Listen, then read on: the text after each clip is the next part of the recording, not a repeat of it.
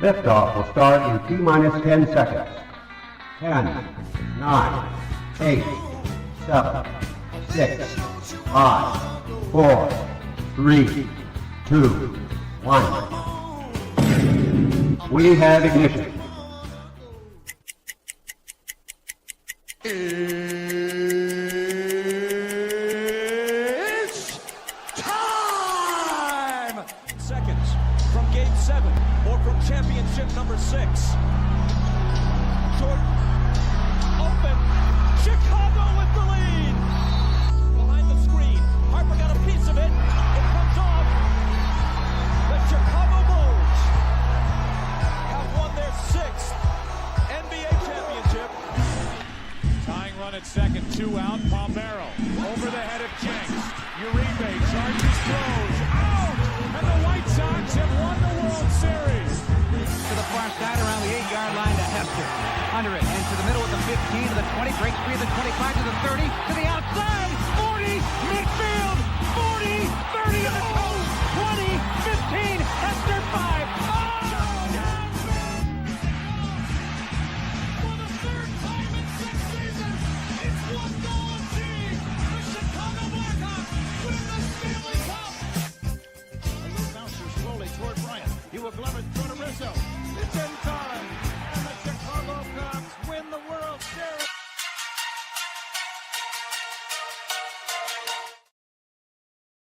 What up, what up, what up? Welcome to ShawnSierraSports on Sports Zone Chicago. I'm your boy, the SuperBack, Shawn Sierra. Thanks for tuning in. If you're watching us on our YouTube channel, excellent.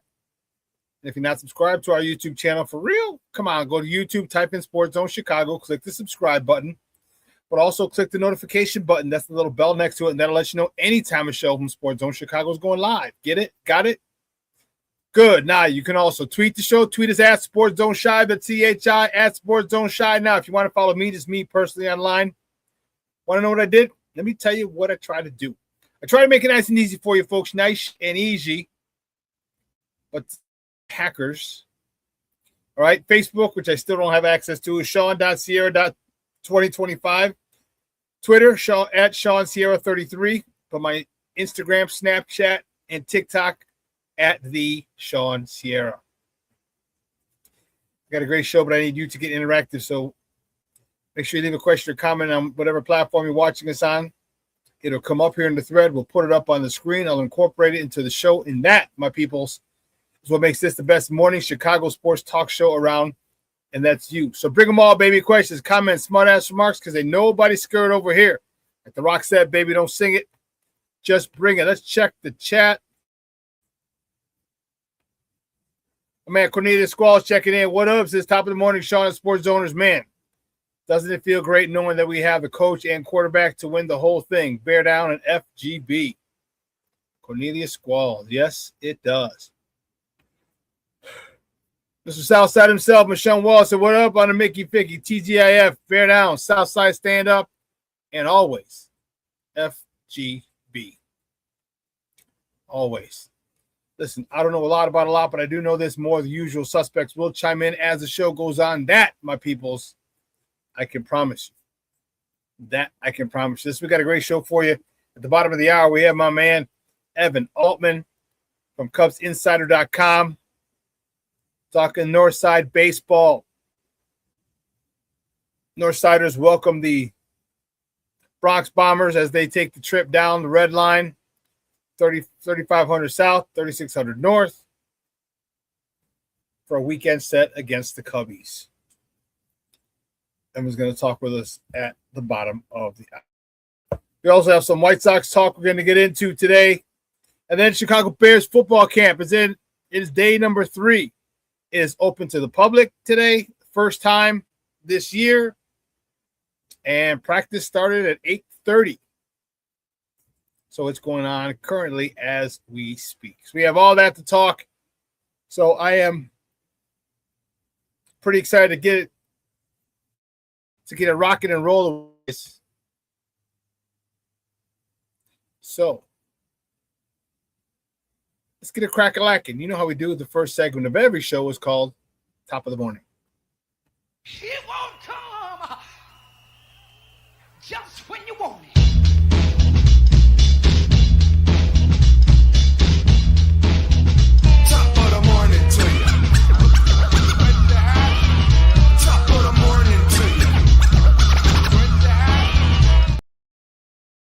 see, which way do we go? First top of the morning topic. Let's see, which way do we go? Which way do we go? Which way do we go? We're going this way, baby. I like it. I like it. The White Sox literally walked off the evil empire of the New York Yankees. Whoa. What was all that about? Who did that? Talk to that guy. Talk to that guy. Here we go. The White Sox literally walked off the Yankees 2-1 in 11 innings yesterday to split the 4-game series. Sean Burke was on a bump. He got a no decision, 6 innings of shutout baseball, 3 hits, 2 free passes, 10 punch outs. Man, if you had the over, his over-under yesterday was 8. His over-under yesterday for K's was 8. He got 10. Crazy. Andrew Benintendi, 1 for 1 with an RBI, his 55th of the year, tying the game. Tristan Peters, Mr. Savannah Banana himself, drew a walk with the bases loaded in the 11th inning to drive in his 38th run of the season and give the White Sox a literal walk-off victory. The victory, as I said, split the series 2 games apiece. And I'll tell you what, it changed the rest of the season. It changed the rest of the season for the White Sox. Had they lost, let me get this off. The White Sox were in danger of losing. I was scared they're going to get swept. And what happened with the final 2 victories, even though despite the fact they're walk-offs, it gives you hope. Now, we got to understand, the Judge was not playing, Aaron Judge was not playing, Giancarlo Stanton was not playing, nor was Cody Bellinger. I get it. It's not our fault. It's not our fault. It's not our issue. Okay? That's not our issue. So we beat one of the better teams in the American League. It's a 13-game stretch of teams of 500 or better. And right now we split with the very good Yankees team. And we're going to move to the next top of the morning topic, which will be the Tampa Rays. The White Sox travel down to Tampa to face the Rays. First pitch is at 6:10 p.m. Central. You can catch that game on Chicago Sports Network or listen to it on their flagship station, ESPN 1000. That's 1000 a.m. The probables for tonight's game for the good guys from the South Side. Eric Fetty is on the bump. He's 5-6 with a 4.25 ERA. He's going up against Nick Martinez for the Rays. He's 10-2 with a 2.45 ERA. Well, listen, you playing better teams. When you play better teams, it means generally speaking, it means they have better pitching. You face better pitching, and this is what we're doing. We did that with the Yankees this past 4-game set, and now we're moving into another team with a good pitching staff, and that's the Tampa Bay Rays. We'll keep it moving. The next top of the morning topic, your Cubbies. The Cubs take 3 of 4 from the Cardinals after a 4-2 10-inning win down in the Lou. Javier Assad with spots, got no decision, 4 1/3, 6 hits, 1 earned run, 2 walks, 6 punch-outs. Alex Bregman, he is hot. Alex Bregman is 2 for 4 with 2 doubles, his 20th, 21st, driving in his 47th RBI of the year. Ian Happ, 1 for 5 with a double, his 21st, driving in his 48th of the year. Michael Busch, 2 for 5, driving in his 58th run of the season.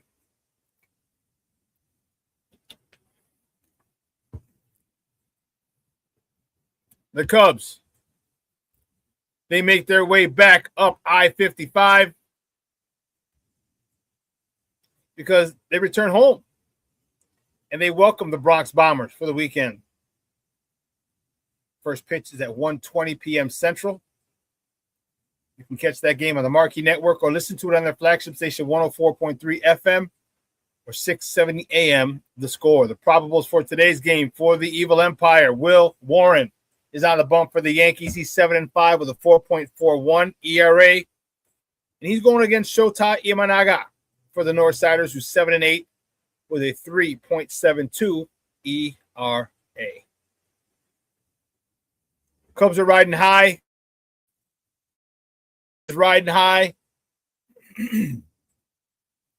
Andrew Bregman is hot. PCA is hot. Cubs are in a good spot right now. They're in a groove. There's a chance for you to try and make a run at Milwaukee. Keep doing what you're doing. Keep doing what you're doing. The next top of the morning topic, tough one last night for the girls. The Sky, they beat the Connecticut Sun 94-88. And my man King Booker Worlds, future ex-wife, Camila Cardoso, had a nice little game for herself, 26 points, 6 rebounds. I would have liked more rebounds. But hey, I'm not going to play. You put it this way. You give me 26 points. Hold on, player. I'm happy. I can deal with that any time.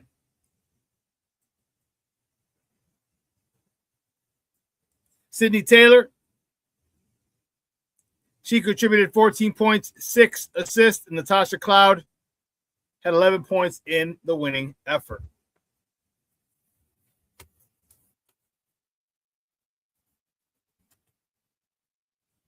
The Sky hosts Las Vegas tomorrow at noon at Wintrust Arena. Tip-off is at high noon, as I said. You can catch that game on CBS 2. Woo! There you go. CBS 2, baby.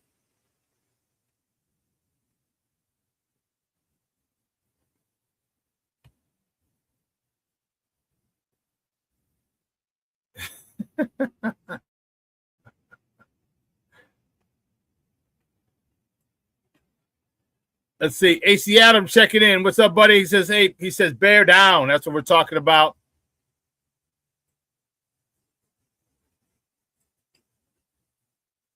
Cornelius Squall says, top of the morning, Michelle. Salute. Bear down, FGB and the Pat McAfee show for picking Green Bay over the Bears. Yeah, I know. He's a goofball. King Booker World checking in. Sean, Courtney, AC, salute. King Booker World says, through 6 rebounds, I think another combo is needed. Post haste, I should say. Oh, man. I would like her to, dude, you're 6'7", man. There's no reason we should be having an issue unless you're dealing with people like Brittany Griner and everything, and you got more meat than Brittany. You can move her out of the way. We need some more positive rebounds from you. But again, 26 points, we'll take it. We will take it.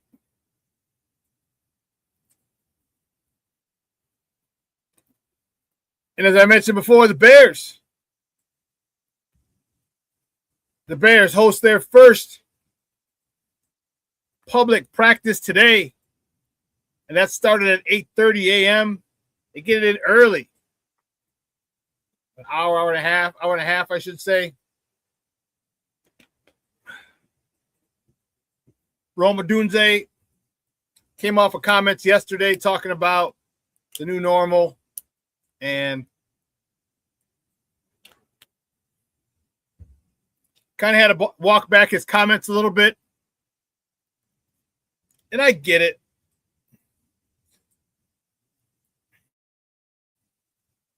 I just don't like the way everyone just ran with it. And I know this is Chicago and it's a big market and people do that, but don't do that. Don't do that. When he said the new normal, he had to get used to. He's coming off an injury. It could have been the first time he had a serious injury. And so he was expressing himself. Like, all right, he's got to work through the mental hurt of coming off an injury like that. And everyone's like, oh, does that mean he's never gonna be the same? Is this? And everyone just went, and it's our post-traumatic syndrome. Anything that goes wrong, any small thing is huge. Oh my God! Well, now he can't even walk. He's getting his leg amputated. Like, relax, psychos. Relax. Okay, he's just getting used to playing ball after an injury,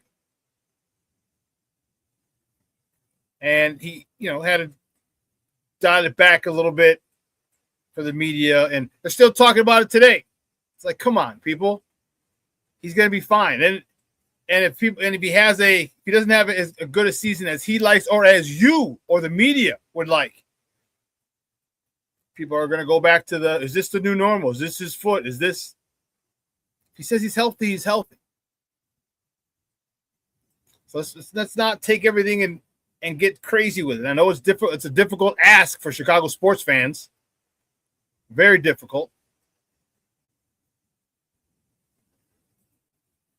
But let's not get too meatheadish with it. That's asking a lot for Chicago sports fans, myself included. And I'm definitely a meathead. However,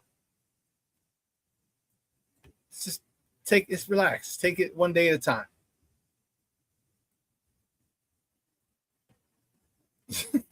King Booker Will says, same shit I said, Shawn. I knew exactly what he meant, but he's up to these dunted on us to be stupid. Yeah. I agree. I agree. But listen, we're going to take a quick break, and on the other side of the break, we're going to welcome our guy, Evan Altman from CubsInsider.com. The Cubs are hot. Took 3 of 4. That's a nice little series there. 3 of them. Not 1, not 2, but 3 of them. Okay. 5.5 back in the standings. And are they poised to make a move at the deadline? Well, we're going to talk to Evan and find out what he thinks and what he's heard through the grapevine. So keep it locked right here. Evan Altman up next right here on Shawn Sierra Sports on Sports Zone Chicago.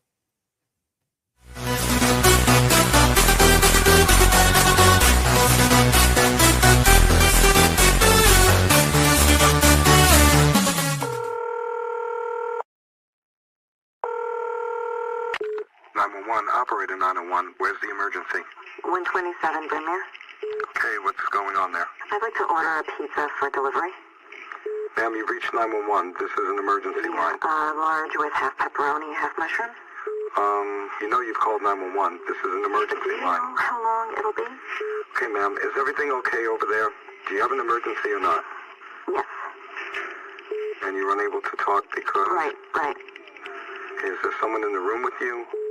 Just say yes or no. Yes. Okay, it looks like I have an officer about a mile from your location. Are there any weapons in your house? No. Can you stay on the phone with me? No. See you soon. Thank you.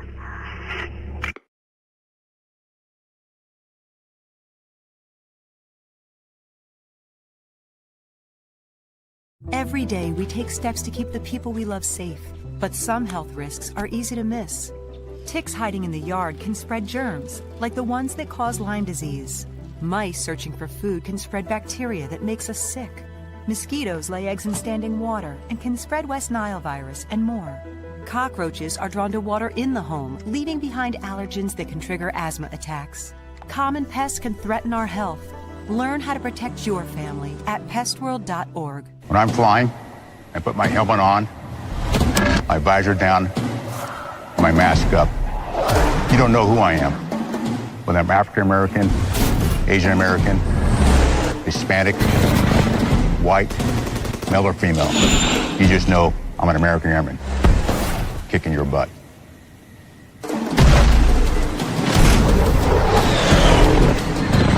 I'm General C.Q. Brown Jr. Come join us. You should totally talk to me. No, I don't know, though. I'm scared. I mean, but you're so...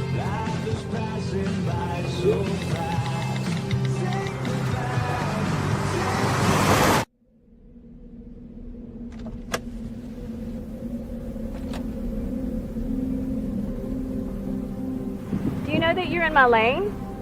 No, not at all. Are you not paying attention? Are you texting? I was just checking in with my mom. I was telling her that I thought we'd be home by 6. It's okay. There's enough time. Just pay attention. I'm not even halfway through my text. There's no way. I'm not even going to look up. My babies are in the car. You have to pay attention. It's just supposed to be a quick text. I'm so sorry.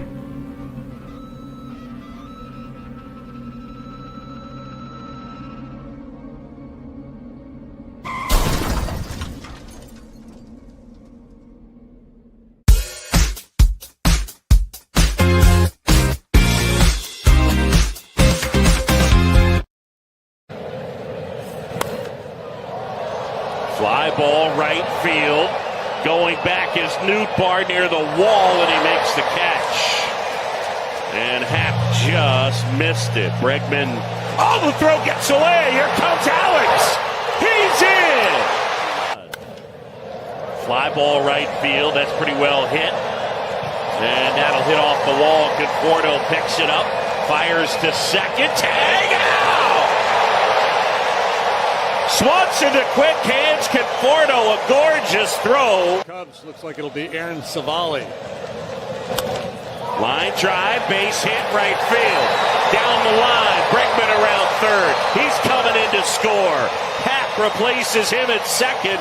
RBI double. It's 4-2 here in the 10th.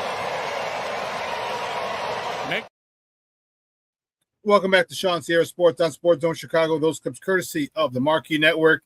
Those were the Northsiders down I-55 in the Lou. Now they're making their way back up I-55 for their weekend set today. Our first guest today is a good friend of the program. He's the head honcho over at CubsInsider.com. You can find him on Twitter at @DEvanAltman. Guys, just welcome back to Shawn Sierra Sports. Our guy, Wu-Tang aficionado himself, Evan Altman. Evan, what's up, buddy? How are you? I'm good. It's another Friday, man. It's we got some Cubs baseball, right? They're playing well. Yankees in town, Dodgers to follow. It's good stuff. It is a really, really good time in Chicago. You guys are first place in the wild card. All right, 14 games over. Our White Sox are in first place. The Bears just started training camp. The Bulls have probably the front runner to win the NBA Rookie of the Year. We re-signed Patrick Kane. The city's in a good spot right now. It's in a real good spot. Yeah, it's a nice mix of like the young and the old too, right? Like you've got the, I don't know if Kaner's still got anything in him, but it is nice.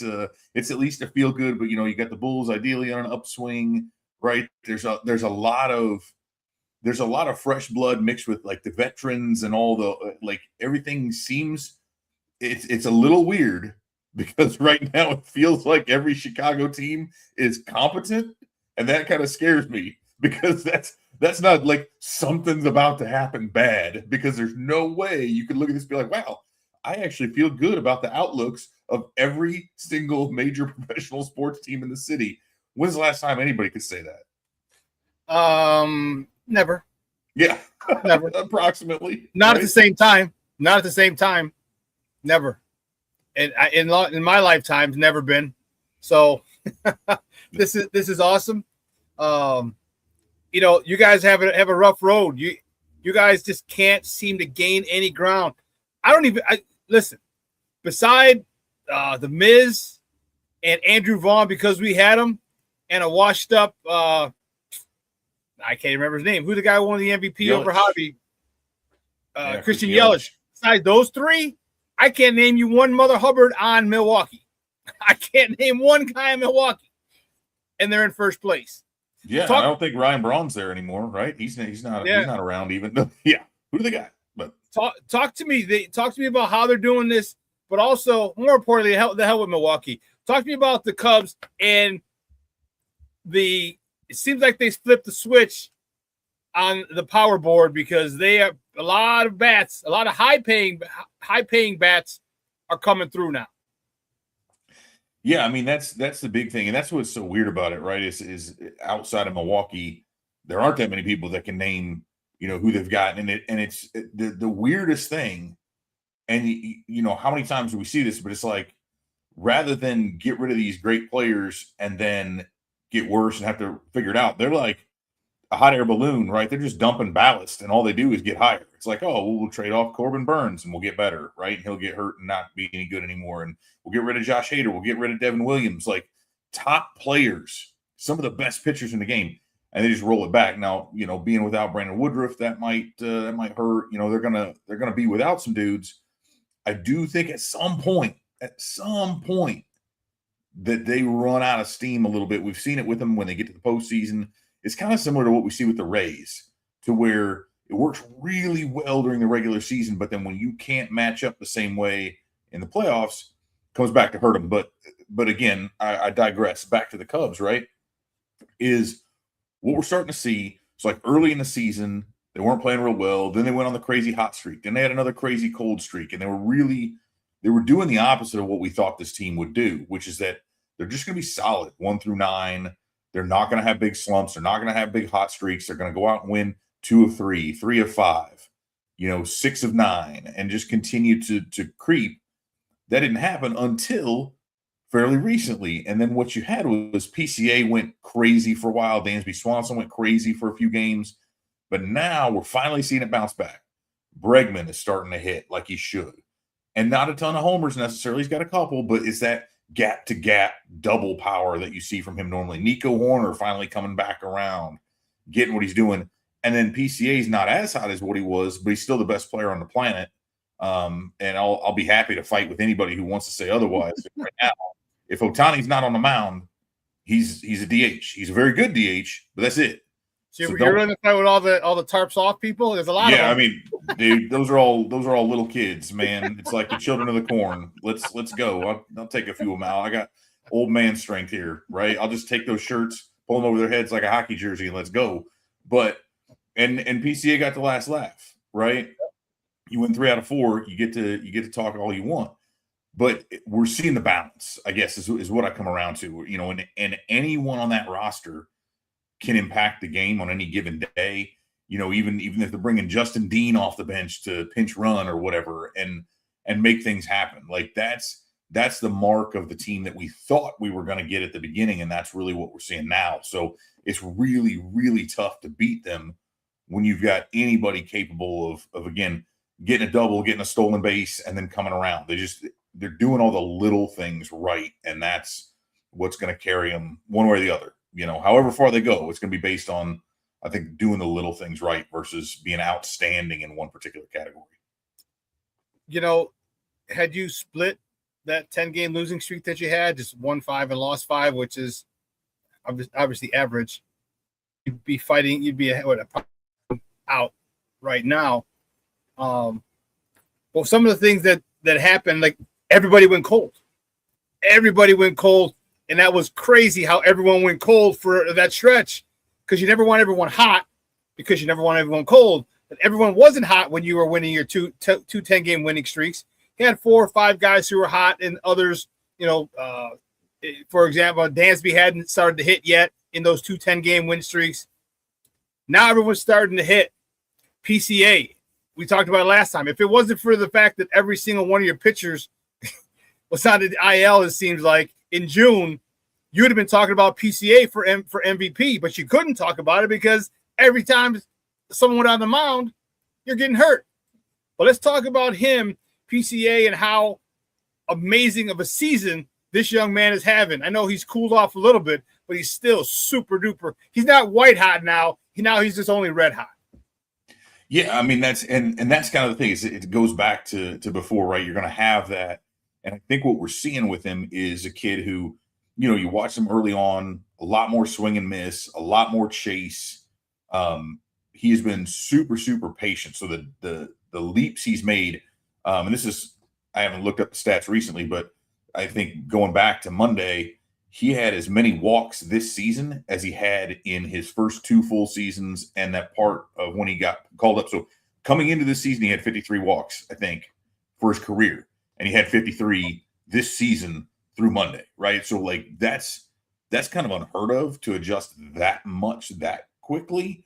But the point is that it's no longer like, again, the white hot to the ice cold. There is really no ice cold for him anymore. Maybe lukewarm is the worst that he gets. And even then, you're talking about a guy who's playing elite center field defense, who when he does reach base can steal at least one bag, or you guarantee he's going first to third on just about anything in play, or scoring from first on a double every time. Like, he is so good that he's able to impact the game even when his bat isn't there. And then when you're talking about, oh, you're going to go 30-30 again, maybe 40-40. Like, this is the impact that he has, the ability to impact the game in every facet other than being a pitcher is just right now unmatched in the game. I mean, when you look at, depending on, and I know a lot of people are skeptical of WAR and things like that, but look, you're looking at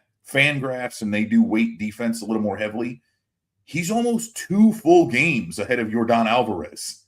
PCA's at 7.1. Yordan Alvarez is at 5.2 among major league leaders. Like, that's it, however much value you want to ascribe to that particular statistic. And I understand that that in itself can't do everything, but the gap that's there between him and whoever's next, and even if you combine Ohtani, he's still a game behind.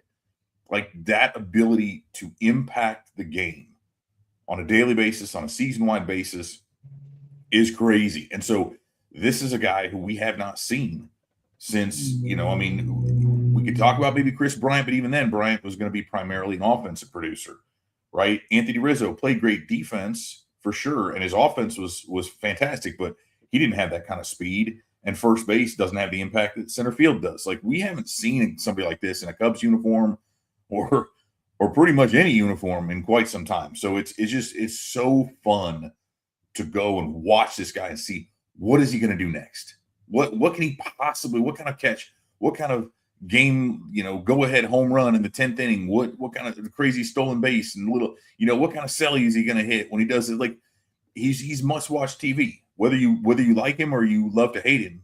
He's great for the game. He's one of those guys that you watch him because you love him, or you watch him because you hate him and you want him to fail. But the bottom line is you're still watching him. That's the bottom line. Right? Like, and it's kind of I know Johnny Depp's maybe not the best person to look at, but I still love that line in the original Pirates of the Caribbean where he's like, "You must be the worst pirate I've ever heard of." He's like, but you have heard of me. It's like, and they were talking about that, on the broadcast. You got all those tarps off guys. You've got people screaming, "You suck," and chanting his name derisively, but like, they don't do that for the random dude who's in there to pinch hit. They don't even do that for the guy who's a borderline all-star. They don't do that for most all-stars. Like, you don't do that unless this is a guy. And the problem with that is, and what people don't realize, is that's only going to fuel him. Yes. Like, he thrives off that stuff. And so when you get those kinds of players, because not everybody does. We saw Freddie Peralta crumble at Wrigley Field when the Cubs fans were chanting his name. He could not handle that. PCA relishes that. And that's what I think like, they'd be better off if they just turned their backs and stayed silent, which I still don't think will help, but it's like, don't give him any fuel, right? Like, that's this guy. But either way, I feel like, I don't want to say he's certainly not like Michael Jordan level, Tiger Woods level. We got a lot of time to go there, but I'm reminded of like when MJ would make up slights. He would make up stuff that somebody had said about him, or that somebody thought about him, maybe to give himself that mental edge to go into every game, and I'm thinking, I can't remember the linebacker's name in the program right? Who's yelling at the quarterback, who's yelling, Latimer. Yeah, not Latimer, not starting defense place at the table. But he'd be just barking at the guys. I've never even met your sister. And it's like, but he's making that up to get that. And I feel like PCA is kind of that same dude who's like, I want you to hate me because Alvin that's Mack. just going to make me better. Yeah, Alvin Mack. That's right. That's right. Who was also Stonehands in Unnecessary Roughness. So he went from a receiver catching the bomb from Scott Bakula to being the best linebacker in the country with what's his name? Joe Kane. Kane is able at quarterback. But anyway, I digress from old football movies. But no, PCA is that dude. And how many times have we seen it when somebody gets the big bright spotlight on them?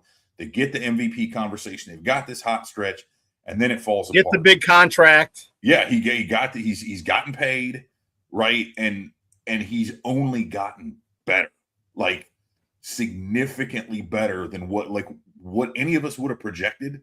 Like, hey, here's a 99th percentile outcome for him. And again, he's still very, very young, and he's like 24 years old, right? He won't turn. I think he turns 25 on opening day next season. Wow. Right. So we're talking about multiple years. Like, he's not even at his real true athletic prime yet. I was just about to enter it. 5 to 6 more years about that, right? And knowing what we do now about fitness and nutrition, you could probably extend that a little bit. But it is wild to think about, like, oh, look how good he is, and he might still get better for several more years. So I've rambled enough, but it's just it's incredible to watch, honestly. And the last thing I'll say, I know I said I rambled, but man, I love that the Mets have to watch this happen while they're in complete disarray. Like, that will go down as one of, like, that's Lou Brock for Ernie Broglio in reverse for Cubs fans. It's just they got a stud. So should the New York Metropolitans expect a couple bagfuls of Christmas cards from Cub fans? Yeah. Right, I hope so. Like, keep sending them, right? Because it's like, man, I mean, a rental of Javi Baez and Trevor Williams, for part of that season that they didn't do anything with, and it's like, oh boy. And again, I totally get it. Like, he was hurt, PCA at the time, and there's a lot to look at and say, there's plenty of other trades that go the opposite direction, but that's one of them where you're talking about not just one of the better players on your team and, a solid defensive center fielder, because he had a very high floor because of his defense. But now we're looking at a potential perennial MVP candidate, who's not just that, but like, because there's a difference. Like, and Ohtani's in some ads and things like that. And, you mentioned Yelich, he's won the MVP. But, like, is Christian Yelich a dude who people recognize if they're not big baseball fans? You don't have that aura, bro. He doesn't have that aura. And that's PCA has got that, like, and then I think about that with him and Caleb Williams being best buddies and like walking around and like just the city of Chicago being able to have kind of these two potentially iconic, you got literally the face of the league. He's on the cover of Madden, right? And then you got PCA, who's probably going to be on the cover of video games and is going to be potential MVP, to be there and to like own it and to accept that and not shy away from it.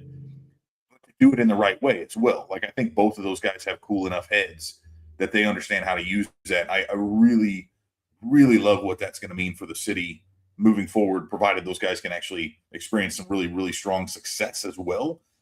That's just, like I said, go back to MJ, right? And you're sitting there looking at like Michael Jordan and Walter Payton and Ryan Sandberg and some of these guys who were in the city back in the day. Andre Dawson, right? Like, guys who you knew, even if you weren't a fan of those teams, you knew those guys just by their face and what they did and the way they carried themselves. So should be a lot of fun, man. I'm looking forward to it.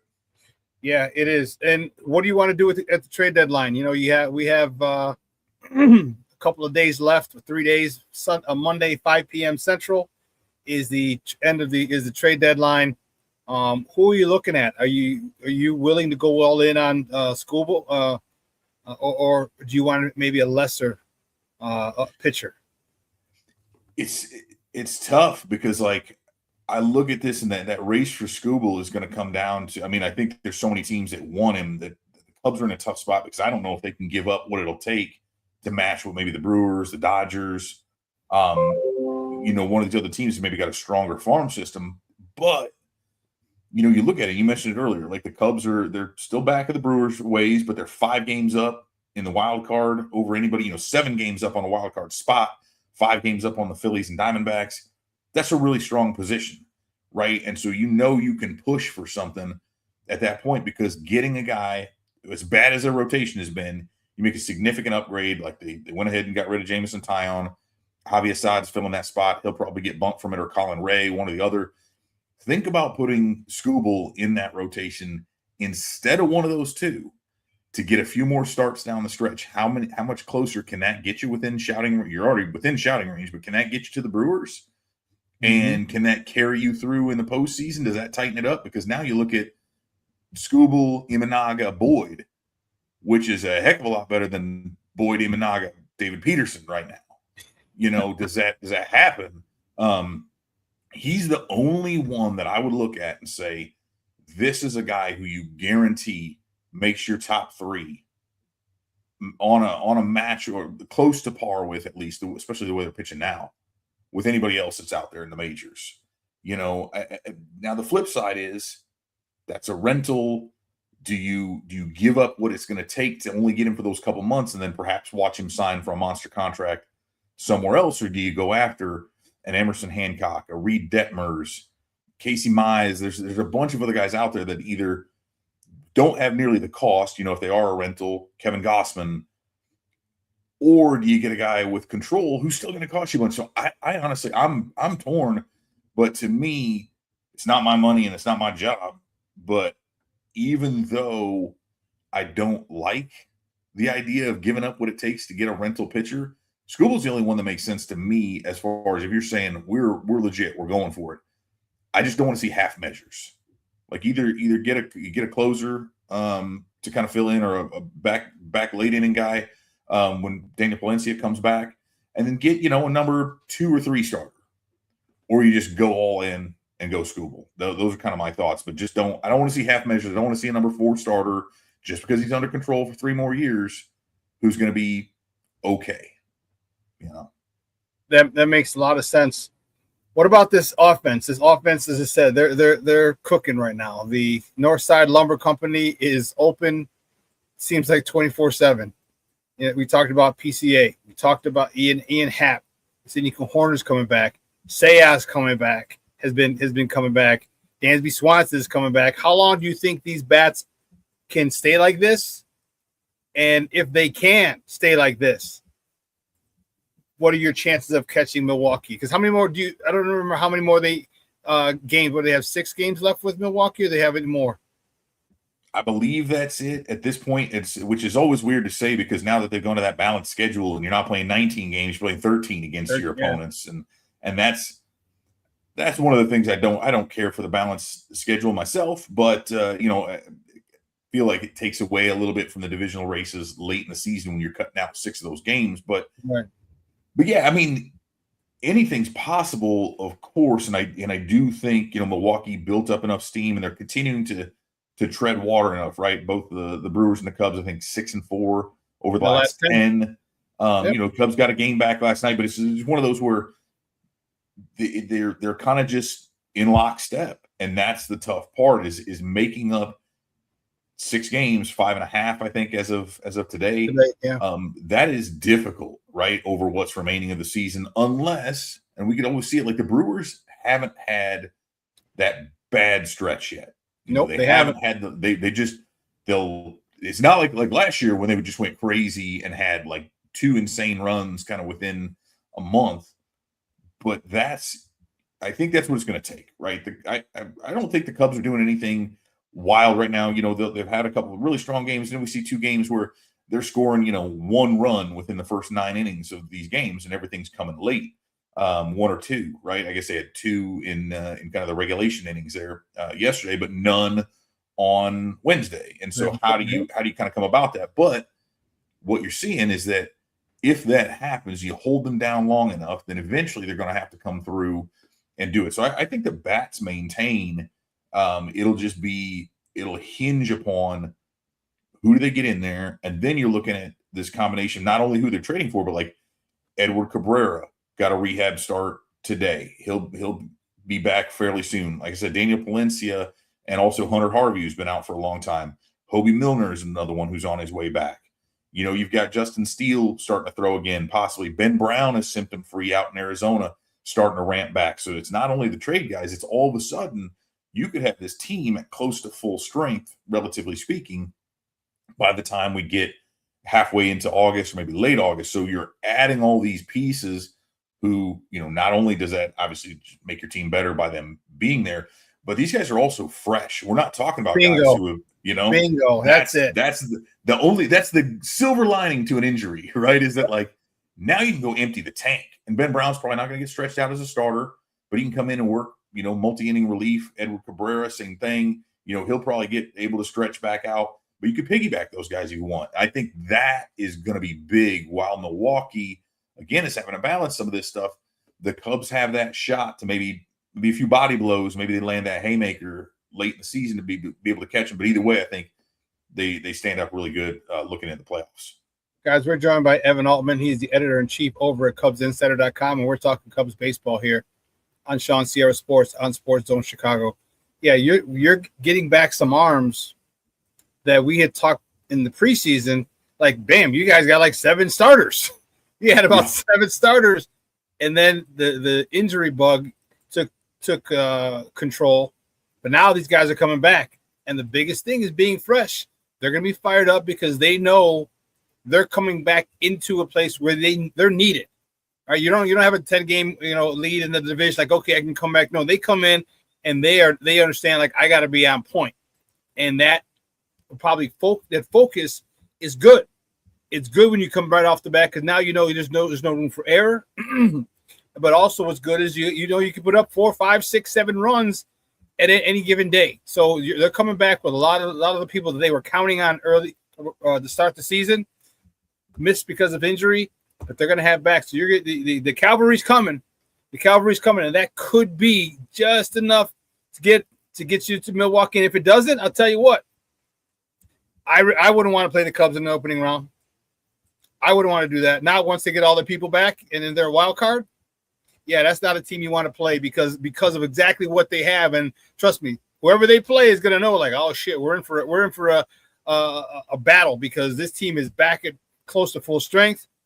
And just think of the names: PCA to Sayat to Dansby to Bregman to Ian Happ to Horner. All those guys, are rolling. Yeah, not a good opponent you want to face if you have to face them in the wild card round. Yeah, no doubt, and they'll get to host it more than likely, right? If they maintain the same position, same thing we saw last year with San Diego, and that plays a huge role. We saw that even against the Brewers. Like I said, being at Wrigley in a playoff atmosphere, that's a difficult place to play, right? Because it does, I think a lot of times baseball doesn't really get it to do versus football because there are some things different, but we've seen it. We've seen that impact not only the Cubs themselves, but then those opposing teams that come in there that maybe have not faced that kind of an atmosphere before, especially if you're playing in front of half. I mean, even the Cardinals, like we're watching those ballparks, that ballpark's half full at that, right? So I'm going to be there, not for a baseball game. I'm going to be at Busch Stadium in a couple weeks. So I'm hoping it's a little more full for that. But maybe that's what it'll take. Guns N' Roses and Public Enemy will fill that place when the Cardinals can't. So we'll see. Gene, I was just here on Wednesday. Yeah, I can't believe it's still going, but hey, you know what? It's they're not quite as dangerous a band as what they used to be. They show up on time. They actually play the whole set, and then they're done, and they bow to the crowd, and they're all gracious about it. So it's a very different time from before. But especially after their first tour is not in this lifetime. Remember they talked about and they asked Axel, and them touring is like not in this lifetime. And then they finally got back at the Not in This Lifetime tour. Absolutely. You got to love it. Hey, Evan, great stuff, my man. I appreciate it. Do me a huge favor, though, before you go, let everyone know where they can find you and your work online. Absolutely. So check us out, CubsInsider.com. I'm at @DEvanAltman on Twitter /X. You can check Real Cubs Insider there, or you just search Cubs Insider on Facebook, or just, online in general. We're all over the place. So check us out. I'll be happy to keep writing about the team as long as they keep playing. I'm telling you, summer in Chicago has been fun. The offseason for the Bears has been shortened because my White Sox have been in first and fighting for first and in first for a long time. I'm not like, when do the Bears come? When do the Bears? When's training camp? It's crazy. You're like, oh shit, training camp's like already. So day 3 today, but man, it's been a fun summer. It's been a fun summer, and hopefully it overlaps like it used to back in the day. Right. Playoff baseball. Let's keep it going. Don't stop now, boys. Yeah. Don't stop now. No reason to. Let's go. Evan, great stuff, man. I appreciate it. You have a great weekend. You All too. right, now. Guys, that's Evan Dalton from CubsInsider.com. Talking Cubs baseball. And it's tough, guys. And here's the thing that you're going to have to – maybe the team going to have to come to grips with is that maybe you can't win the division. Okay? Maybe you can't win the division. Oh, well. Okay?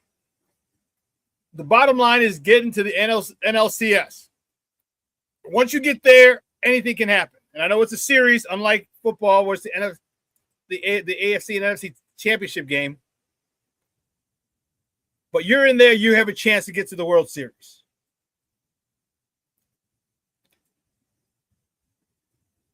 I think you have to put yourself, the mind frame you have to have is, it doesn't matter about the division. Go for the division.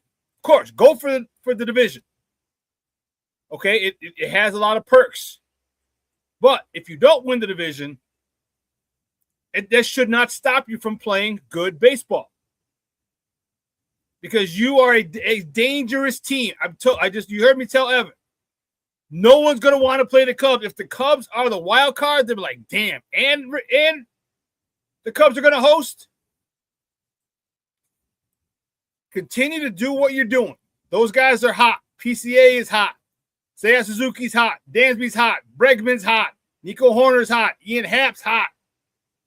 Like, damn, like who the hell else is there that's on a team that's not hot? Who's not hitting? And maybe it's just the baseball gods. There was a point where their whole offense was dead. No one was hitting. No one was hitting. Now just about everybody's hitting. How long can it last? Can it last another month and a half? I guess we're going to find out. But keep playing the amazing defense that you have. I don't know if I could even say arguably. I think the Cubs might be the best defensive team in baseball. If they're not, they're in the top 2. That has done wonders for this team. Okay, that's done wonders for their pitching staff. I mean, unless they're giving up homers like Jameson Taillon was, which is why they DFA'd him. Put the ball in play with a defense like that, and you're as a pitcher, you're happy. As long as they can continue to play solid defense, which I don't see changing for any reason. They got a great chance. It all ends in it goes through LA. We understand that. But listen, just because LA is a back-to-back World Series champion doesn't mean they can't have a bad series in the playoffs. Doesn't mean you can't beat them. Doesn't mean that at all. So go for the division. If you don't get it, no worries. Tip your hat to Milwaukee. Say, hey, good job. But we're coming for you. And the one thing that Evan said that is still so key is that Milwaukee hasn't hit a slump yet. It's amazing. It's a marathon. You have ebbs and flows, peaks and valleys. Really been no valleys for Milwaukee. Now, that's the way their team is constructed. But you got to think the baseball gods at some point are going to be like, sorry, you got to go through a losing streak like everybody else. Even if you are playing fundamentally sound baseball, you're going to go through a losing streak like everybody else.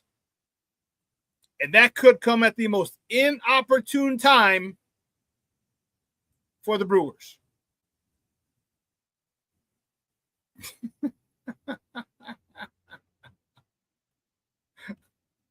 Junior, FGB, FMB, FW. The hell with Green Bay, the hell with Milwaukee Brewers, the hell with the whole damn state.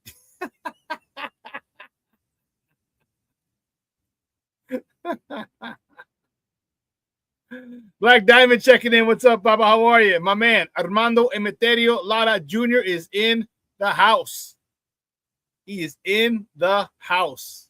We're going to take a quick break, and on the other break, we're going to talk a little White Sox baseball and then talk about some Bears going camping. So keep it locked right here. Shawn Sierra Sports on Sports Zone Chicago. Hey, it's your boy, the SuperBack, Shawn Sierra, and be sure to follow Sports Zone Chicago on all social media platforms, on Facebook, Instagram, and our Roku channel. You can find us at Sports Zone Chicago, and on Twitter, we are at Sports Zone Shy. Also, be sure to download our mobile app so you can take Sports Zone Chicago with you on the go.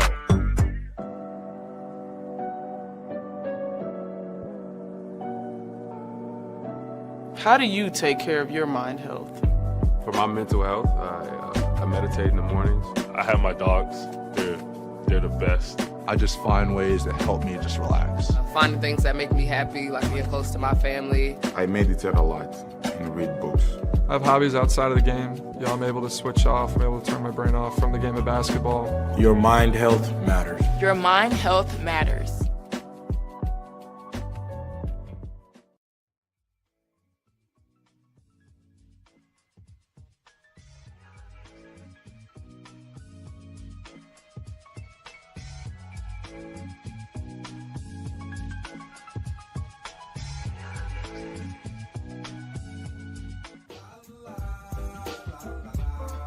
It's a romance sport.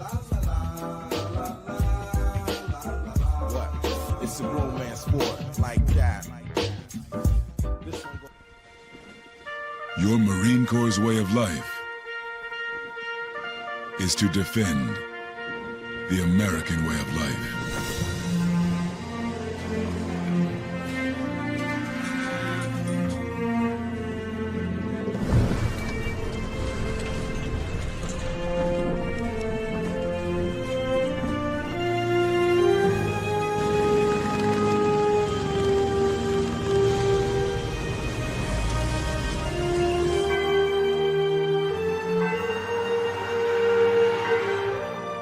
Every day, no matter where we serve, we take a stand for our nation, for each other, for us all.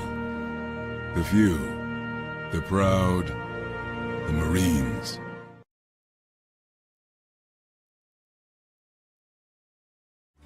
Everybody in a work zone is someone somebody.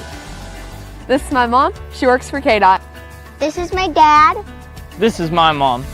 This is my daddy. This is my sister. This is my daddy. This is my son, Scott. He was killed while working in a highway work zone. When you drive through a work zone, drive like a life depends on it. Because it does.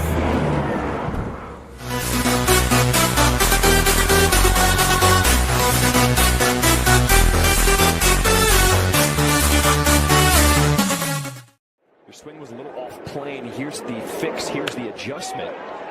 As this one is sent in the air to right. What a catch by Braden Montgomery. Lays out full extension. Out number 2. Young player too often. And Newcomb's got Chisholm Jr. picked off for a rundown.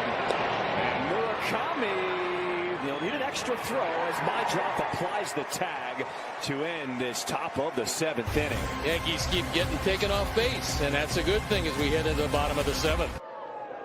3-1. Up the middle. And it gets through! Tristan Peters scores, and we are tied here in the 10th. RBI single from the pinch hitter, Andrew Benintendi. The 3-0 to Peters. And he misses. Ball 4. The White Sox will walk it off with a walk. Welcome back to ShawnSierraSports on Sports Zone Chicago. Those clips courtesy of CHSN. I was a little concerned with John Schriffen. He said ball 4 at the end of it. Go ball 4. I thought I was going to say ball fucking 4.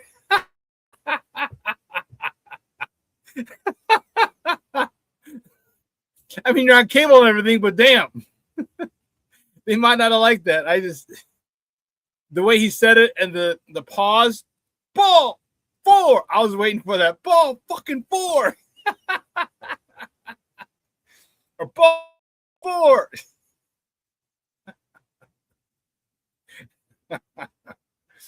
That was crazy. That was crazy, man. Listen to him coming back. And let me tell you something. My good guys, man. My good guys are playing well. And I had this eerie feeling.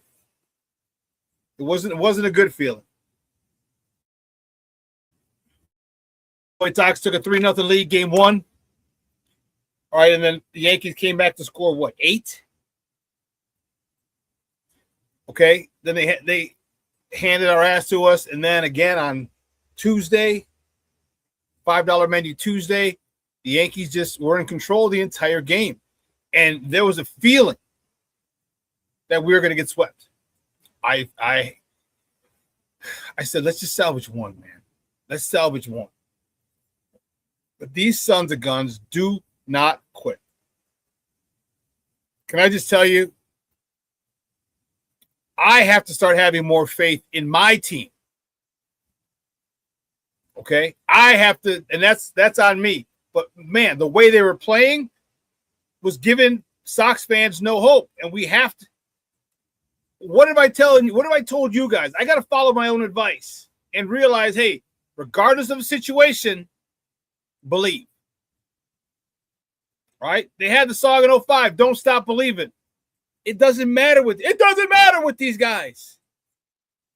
They can be down 2, 3, or 4 runs and still come back, make it a game, and win.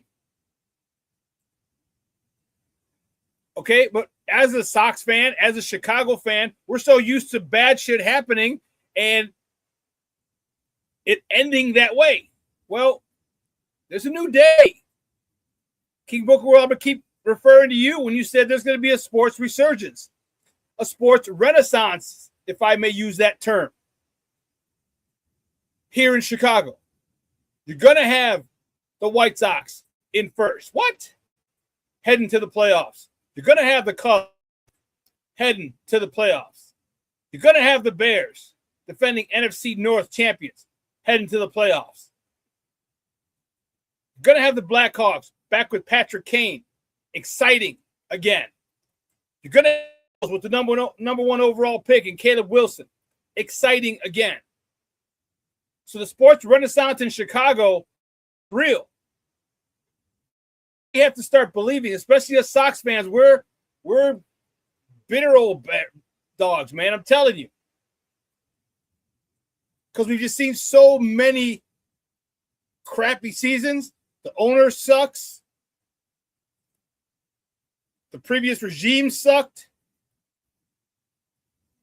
The owner not wanting to spend money on players. No, we're going to act like Tampa. We're going to act like Kansas City. And we're the 3rd largest market in the country. And we're going to act like a small town team.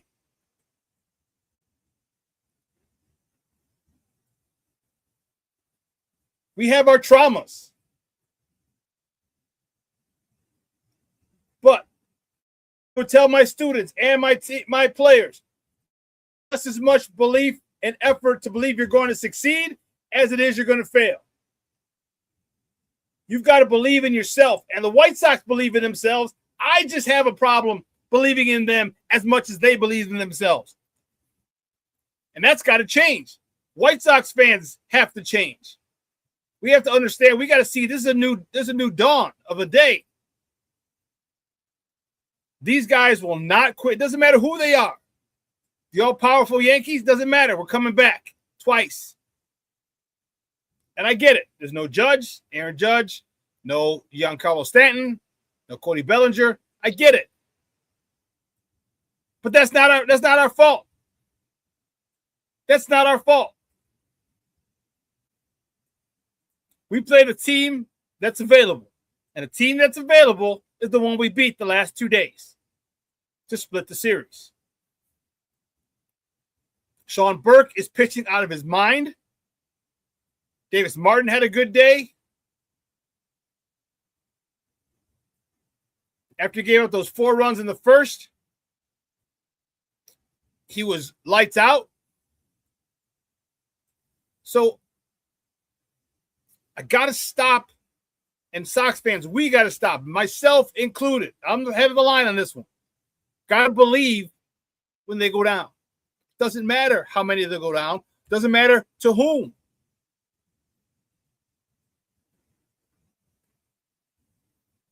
Because they show you they will play all 27. All 27 outs. They use them all. And the thing that I liked yesterday, there was a play. It was a shot down the line, right field line. Ball bounced around the corner. Brady Montgomery gets it. And the guy who hit it was their speedster. I'm trying to think of his name, and I can't think of it right now. Let me see if it's...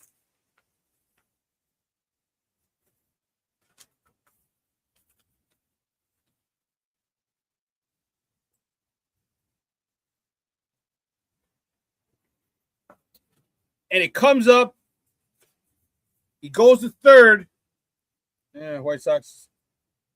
Grisham, Dominguez, Goldschmidt, Schumann, Chisholm, Caballero, Volpe, McMahon, Wells, Rosario.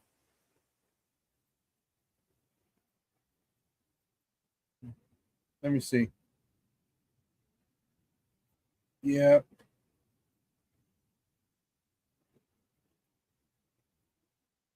Goodness, I want to say it was Caballero. No, because he...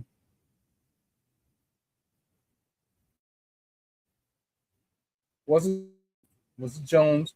Might have been Dominguez.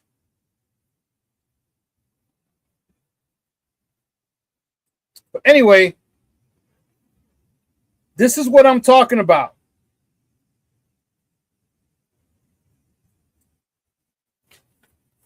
If you take care of the little things, there are no big things.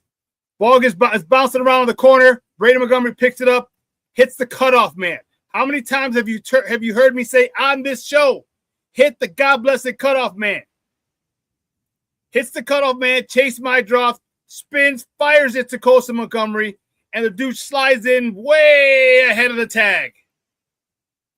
And then slides off. Cosa Montgomery had it, scooped it, tagged him, out. 1 out instead of running on third, nobody out.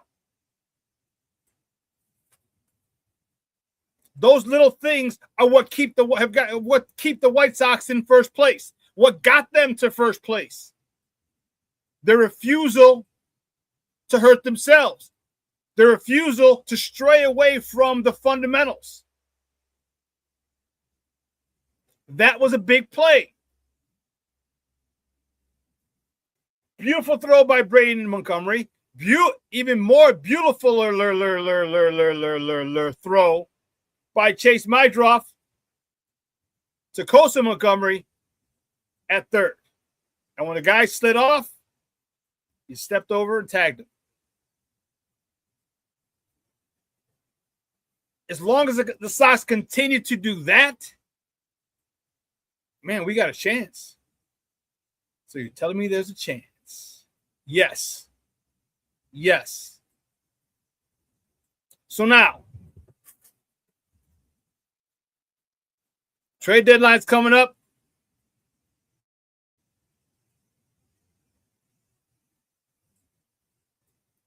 What are we going to get? What are we looking at?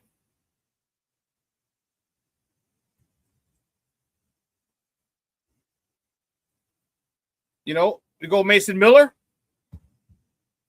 Okay. I was talking to my nephew Mondo, and I asked him, like, who do we want? He's like, Mason Miller by far. Okay. Baseball is his thing. He really follows it, and he knows the way I follow football and used to follow basketball. That's the way he follows baseball. And I used to follow baseball. It's amazing how into all the leagues, professional leagues that I was in, that I followed intently. But he said Mason Miller. So do you do that? Because to knock this team out, it's going to be tough. Because one thing they do, the only guy that really is giving me a freaking aneurysm and gets me pissed every time I see him because he does dumb shit, is a guy they just brought up. He was injured, and they just brought him up. I'm gonna find his name because, man, that joker really bothers me. He chases everything, chases low, balls out of the strike zone. Everson Pereira. Everson Pereira is the guy that he's wild. He's got to have more plate discipline. He's the first guy that I've seen in this crop last year and this year of youngsters they brought up that wasn't disciplined at the plate.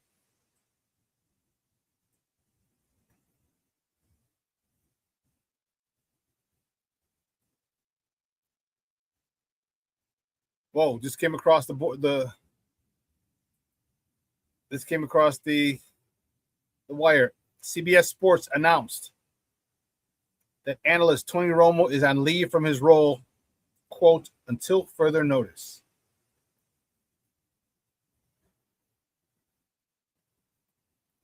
What'd you do, Tony? What'd you do, Tony?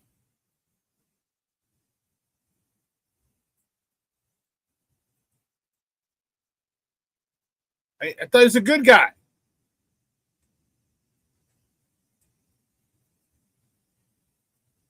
I don't know.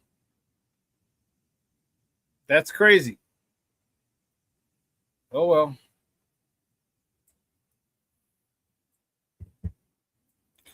Oh, yeah. The drunk driving, and it was filmed. That's right.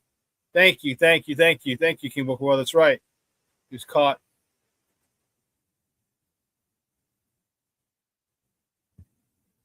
And it's crazy. See, when you got something like that, you gotta, man.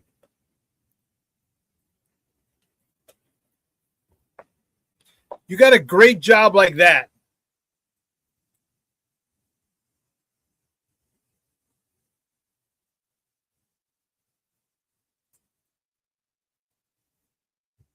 You know something like that is gonna lose it for you.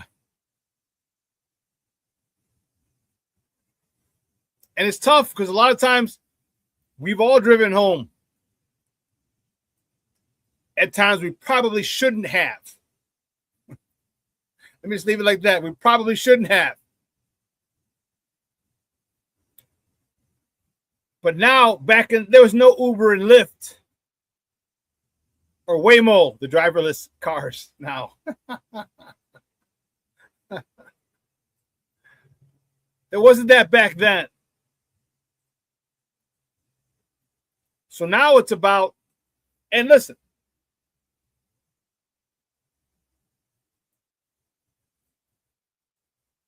you have, and it's not like you're working with them. You're a multi-millionaire. You had huge contracts with the Cowboys. You got a huge contract with CBS. Take a fucking car. Call a car. Wherever your car's at, leave it there. Hope it doesn't get towed. And even if it gets towed, you got to have more than enough to pay the $200 or $300 or whatever it is to get it out. And I get it. Some people, the average Joe, might not have the extra $200, $300 to get it out, and you take the chance. That I understand. I don't agree with it. I don't condone it, but I understand it. When you got that kind of money, come on, bro. Come on, bro.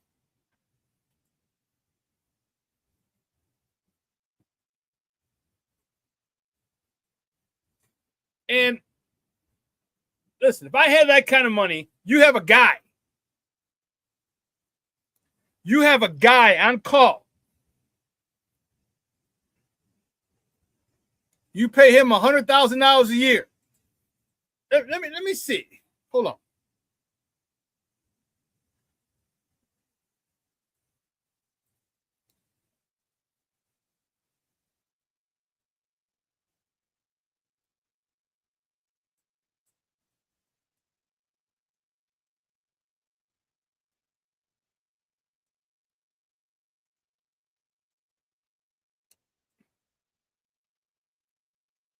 Here we go.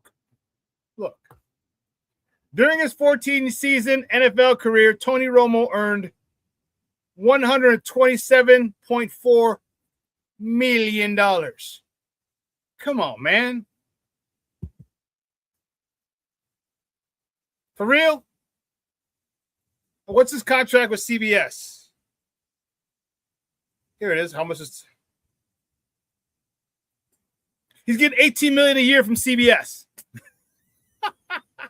$18 million a year from CBS. Come on, man.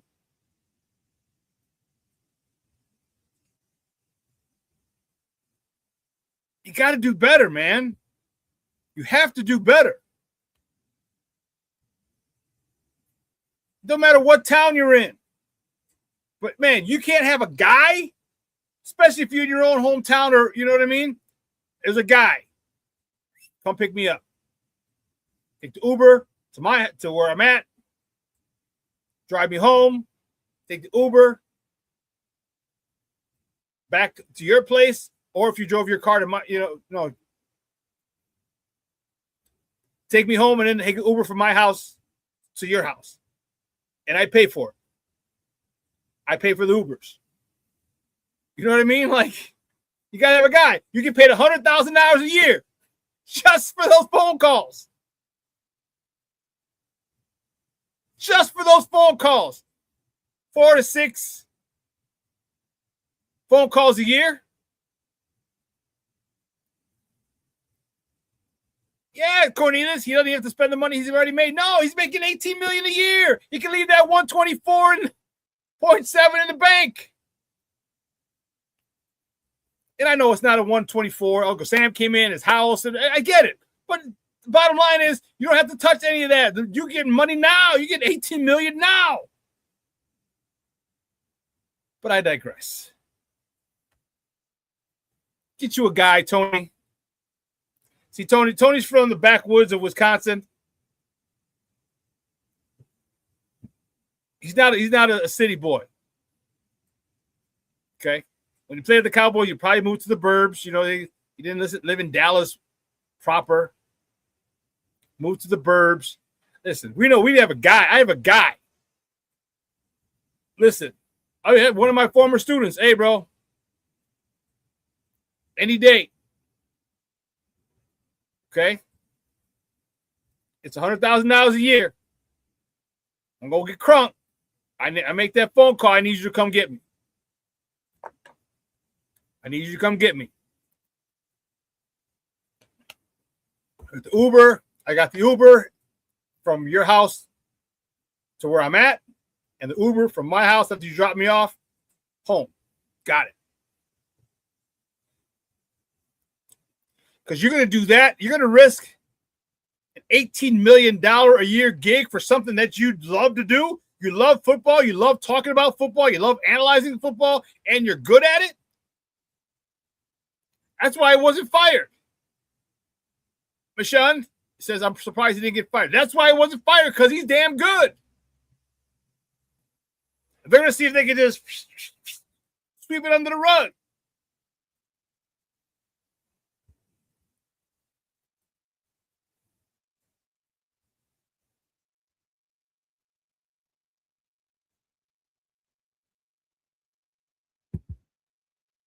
But I digress.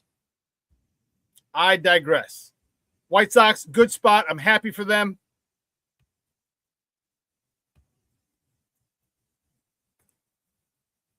Went up another half game on Cleveland yesterday. So they're 2 games ahead of the Guardians. Love it. Let's talk about the boys.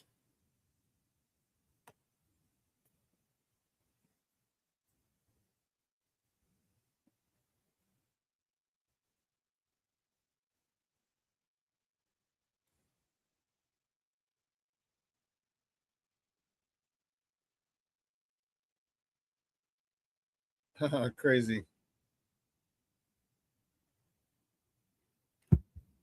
So yesterday,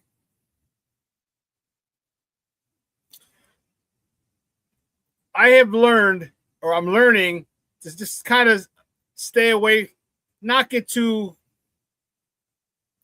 fired up when people are stupid. Because people are always going to be stupid. Okay? And to react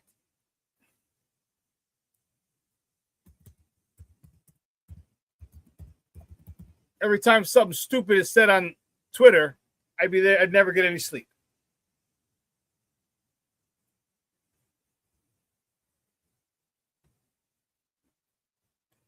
You know, never get any sleep. And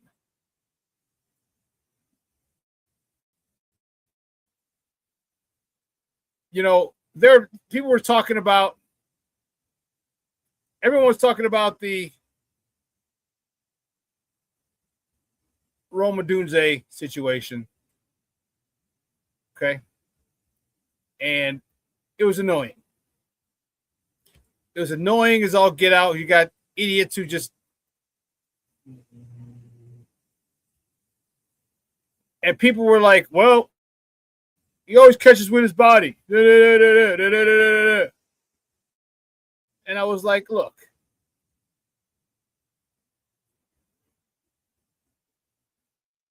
You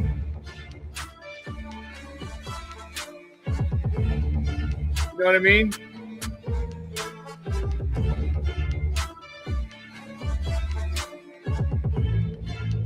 All right, coming across the middle, catching with his hands. Like, he always catches with his body. You should learn how to catch this. And I'm like, come on, man. Don't get me wrong. Rome's not my favorite player on the team. I got to figure out who it is. But stop giving him shit. You know, and I get it. You want him to catch the ball more with his hands. But guess what? He's showing you he's catching the ball with his hands. Okay, so now what?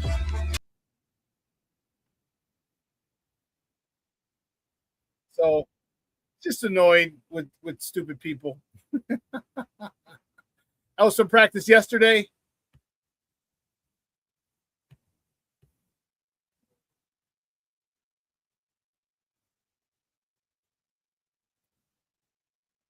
Lean Martin, Lucky Lefty is in the house.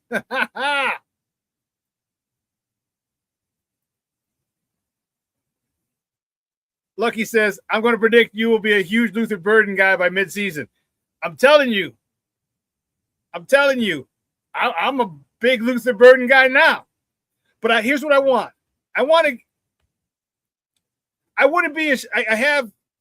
have a Rome Odunze jersey.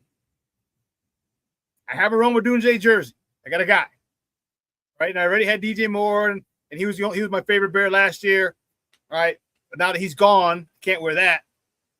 But I want him to come back. Everyone's talking so much shit about him right now, and it's bothersome. The media, my colleagues, he had to come back and talk about roll back on my new normal, and everyone's like, "Oh, does that mean he's not going to play? He's not going to be good. He can't run. His legs getting cut off. He's going to be in a wheelchair." Like, dude, relax. And athletes and many people with common sense knew what he meant, but not the media. So are you saying that you can't run anymore? Are you saying that all these stupid things. I want him. And the thing I like about Rome, if you remember the one thing about Rome, he is a perfectionist. Okay? He's a perfectionist. If you remember him at the combine, he was doing a 3-cone drill. And he was so pissed at his time. He was the last one in the dome at Lucas Stadium in there trying to improve his time. Remember, and there was someone from the NFL Network, standing there saying, hey, I'm here with Rome Odunze. He's not happy with it. He's still trying to get a better time on this. That's the Rome that I want to come back this year. That's the Rome I want. I want the Rome who led the NCAA in receiving yards his last year at Washington. That's the Rome I want.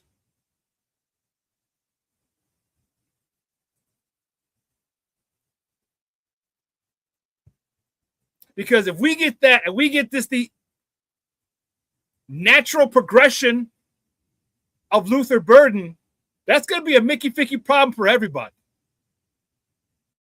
Everybody. That's going to be a problem for everybody. I didn't even mention Colson Loveland yet, and he led the team in yards last year. And I didn't mention Xavier Thomas yet either, who they're talking about. You see, it is evident. But to have those two, 1A, 1B, yeah, I want Luther Bird to be wide receiver 1, but I don't give a damn if he's wide receiver 2 because Rome Odunze decides to come out and have a phenomenal year. I ain't mad. I want Luther Burden to be wide receiver 1, but if Rome puts in the work and Rome takes over wide receiver 1 and becomes the number 1 option, I'm happy as a pig in slop. Because truth be told, I don't even know if there is going to be a wide receiver 1. I think with Ben's offense, it's going to be more evenly distributed, as it was last year. And I think hopefully he's matured. Remember, Caleb was forcing it to Rome, forcing it to him all the time. That's why he had 5 touchdowns in the first 4 games. Overthrow or leaving other people wide open. He left DJ open, missed him a couple times wide open to force the ball to Rome. In the Detroit game, game 2, threw the ball up to Rome in the end zone. DJ was like on the 3-yard line doing a shallow cross, missed him. DJ would have skipped in. But he threw it up to Rome. Rome didn't come down with it. I think once Rome got hurt and he had to distribute the ball, he said, oh, shit. Wow. Okay.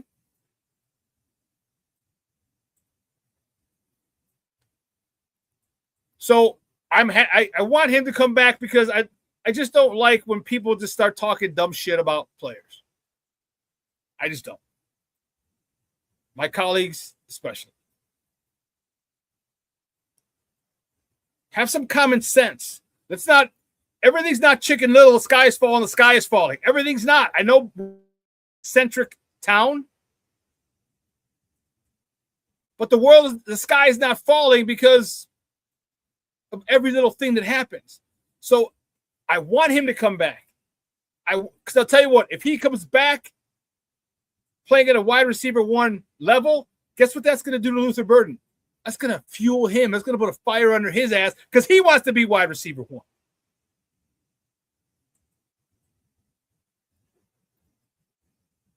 Again, I haven't even mentioned Colston Loveland. I haven't even mentioned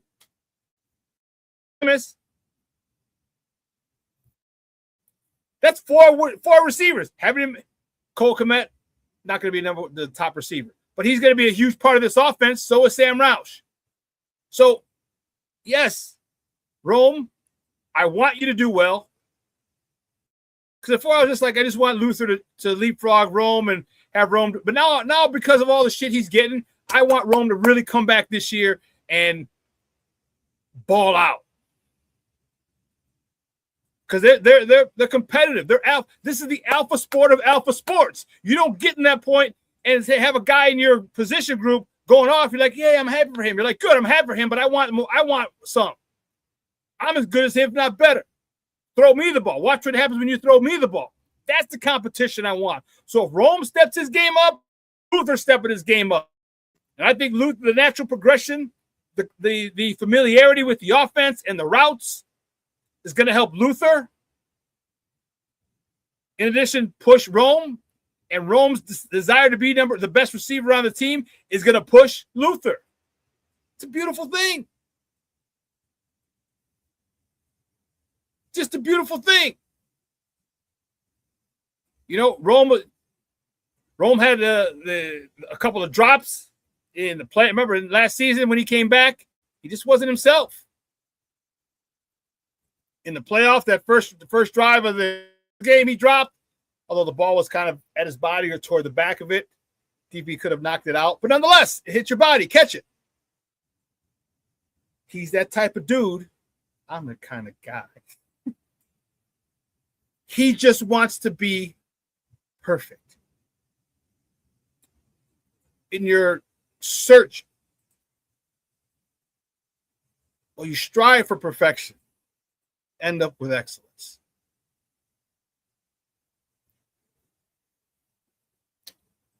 I'm looking forward to,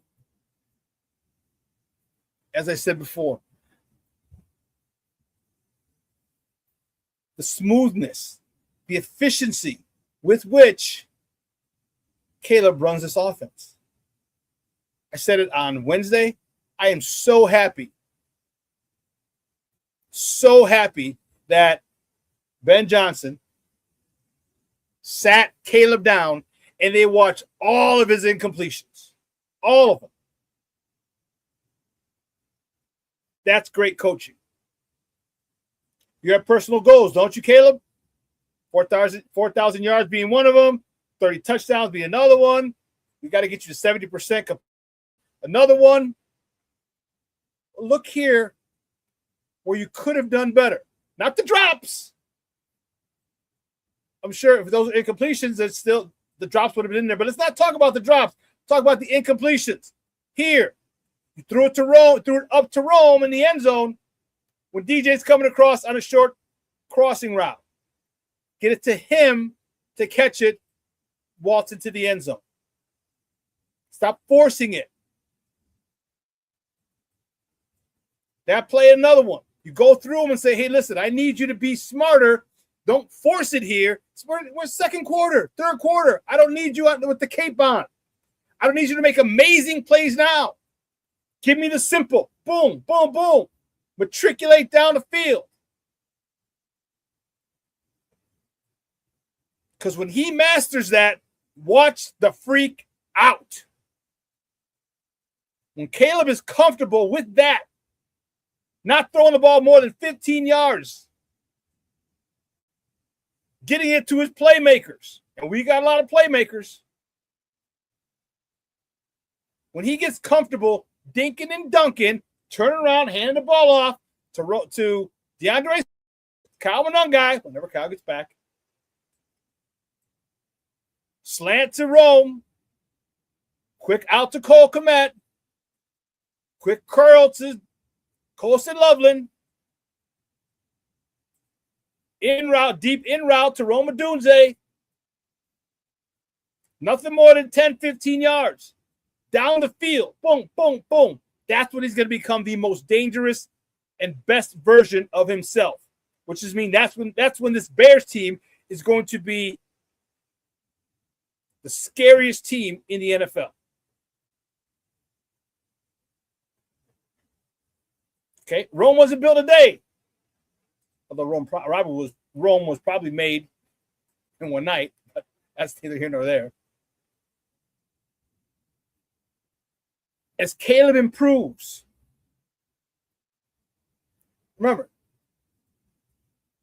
we had talked about it'll take about 3 seasons to fully master this offense. So he's not going to fix everything in 1 year. Last year was his first year. This year, now he's going to take the gimmies. Continue to push the ball down the field when it's there. Hit the soft spot in the cover 2. Hit the soft spot in the cover 3.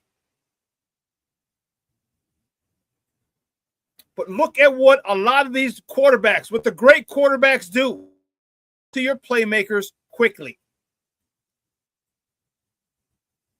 Seen Joe Montana do it. You saw Dan Marino do it. Get the ball to one of the Marx brothers and have them run. Remember that Thursday night game, Bears fans? He did it all career. He didn't just loft. Everything wasn't just deep. Obviously, the GOAT, Tom Brady, we saw him. I know he had Randy Moss, and he could toss it to Randy Moss anytime. But where did he get a lot of his yards? Amendola, Wes Welker, Julian Edelman. Those guys coming across the middle on short crossers, get it and run. Gain of 15, 20, move the sticks. And Caleb becomes a surgeon. I don't expect him to become a surgeon this year. I expect him to make big strides toward that this year. But when he gets it, when he's cool, like, yeah, fine. And they just march down the field, 10 plays, 5 minutes, 37 seconds, punch it in. Because not forget, we still have that great run game.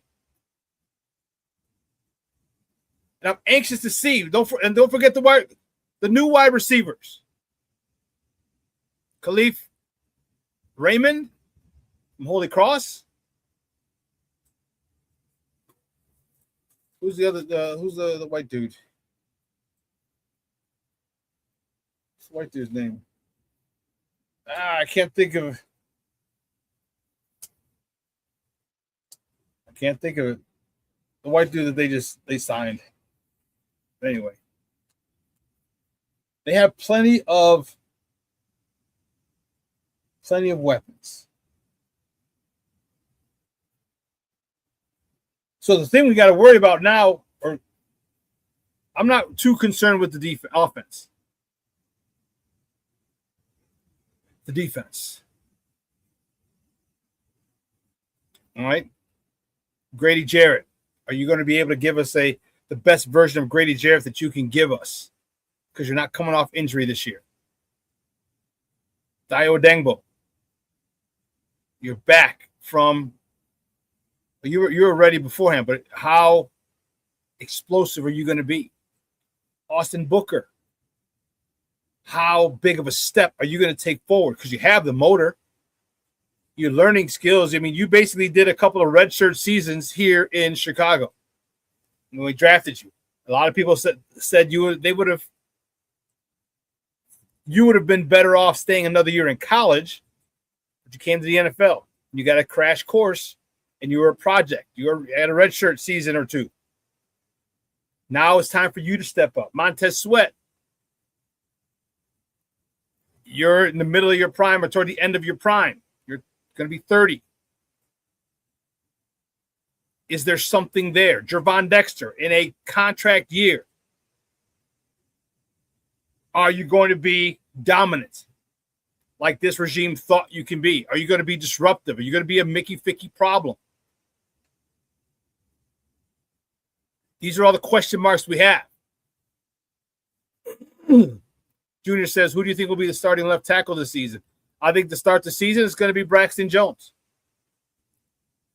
I hope Jedrick Wills beats him out. But if you ask me who do I think will be starting this season, I think it'll be Braxton Jones. I think Jedrick Wills will put up a good fight. And I think he might lose it just because of the familiarity with Braxton Jones and this offense. But he will get some time. And if Braxton Jones goes out, and I don't wish any injury on him, but if he does, and you put Jedrick Wills in there, I'm telling you, there's something special about first round left tackles. Top 10. Never mind first round. When you're picked in the top 10, there's something special about you. There's something you have that most people don't have. And that is what I want brought out. That's the player that I want. Because I'm telling you, I think Braxton Jones can go in free agency this offseason and have 6 to 10 teams wanting him. 6 to 10 teams wanting him. Hell, you only need one. You only need one team that wants you. But Braxton Jones will have a laundry list of suitors, so to speak. And I would love Jedrick Wills to stay here. We can keep him on the cheap because he's resurrecting his career. And now you have a first-round left tackle for the next 6-8 years. For the majority of Caleb's career. This is year 3. If he stays here another 6 to 8 years after this, that's pushing 11 years for Caleb. Yeah, that'd be dope. That's probably a Super Bowl or 2. I'm anxious to see Adam Thieneman. I'm anxious to see the games that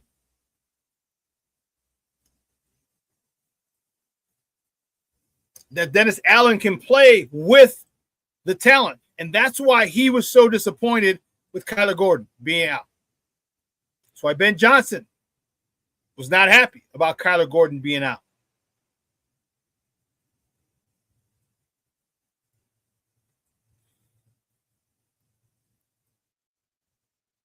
It's frustrating.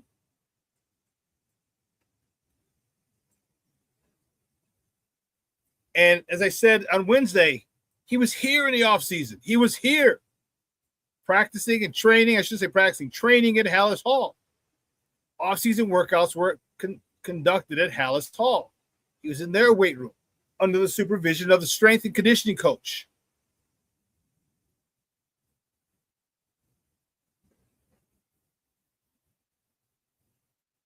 So, again, I'm not crucifying the guy. I'm annoyed as hell with him. Don't get me wrong. But what I say on Wednesday, if he comes back Thursday next week, he comes back next Thursday and plays the whole season, this will all be water under the bridge. This is what I'm talking about. I mean, there's a cause for concern because he's had repeated injuries. But listen, it's when you get the injuries. If this extends into playing into games, even preseason, now we got to really worry about it. But let's worry about other things. Let's worry about who's going to rush the passer. Let's worry about, do we have any pressure up the middle on defense? Let's worry about our center position.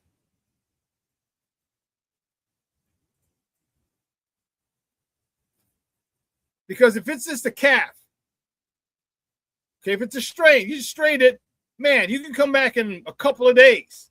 You stretch it, you ice it, you stem it. I'd say it would take 3 days. So give him 5 days. Because Kyler Gordon, when he plays, he is a weapon. And he's one that Dennis Allen has been dying to use since Dennis Allen was named defensive coordinator.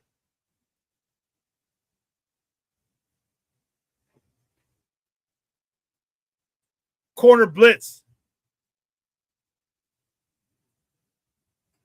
with Kyler Gordon. Why? Because Adam Thieneman can cover that slot receiver. Kobe White can cover that slot receiver. Kobe White. Kobe Bryant can cover that slot receiver.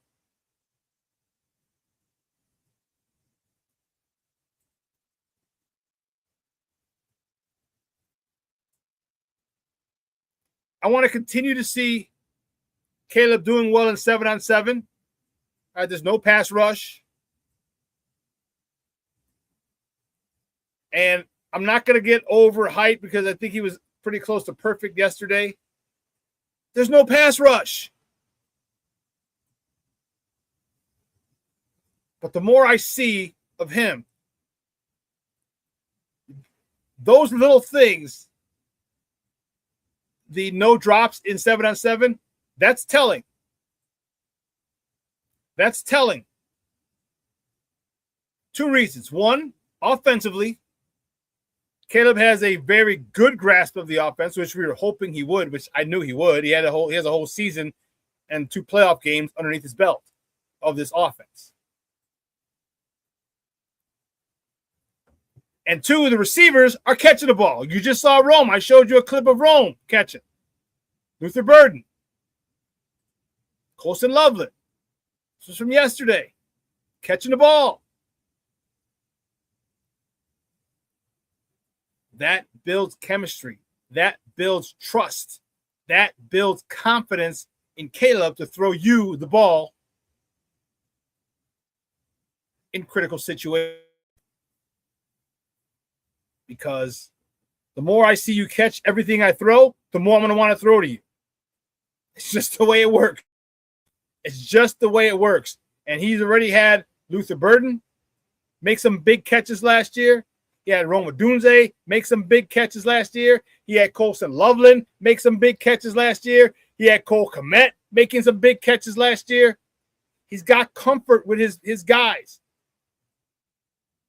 So Rome's got to get that trust back if he ever lost it. Because remember, they're boys. He might have it might be a bromance with him.